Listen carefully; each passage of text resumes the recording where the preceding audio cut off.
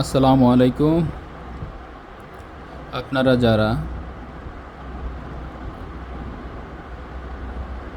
কবরের আযাবের ভয়ে খুব চিন্তাতে আছেন, পেরেশানিতে আছেন, গুনাহ নিয়ে খুব পেরেশানিতে আছেন, ভুল করে ফেলছেন, গুনাহ করে ফেলছেন,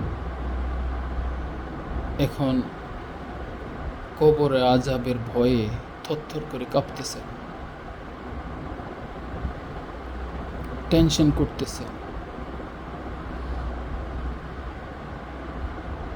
আপনারা সবাই একটা দোয়া পাঠ করতে পারেন। একটা দোয়া পাঠ করতে পারেন। যত বেশি পাঠ করবেন তত আল্লাহ হয়তো রাজি হয়ে আপনার গুনাহ মাফ করতেই থাকবেন। দৈনিক অন্তত কমপক্ষে 100 বার পাঠ করবেন। ইনশাআল্লাহ আল্লাহ হয়তো বা আপনার গুনাহ সব হয়তো মাফ করে দিবে, আপনারে বেহেশতে দিয়ে দিতে পারেন, কঠিন আযাব থেকে আপনাদের রেহাই দিতে পারেন। আল্লাহ হয়তো ক্ষমার দৃষ্টিতে আপনারে দেখতে পারেন।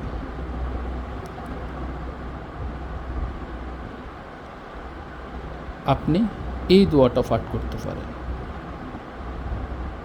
সুবহানাল্লাহি ওয়া বিহামদিহি সুবহানাল্লাহিল আযীম আস্তাগফিরুল্লাহ।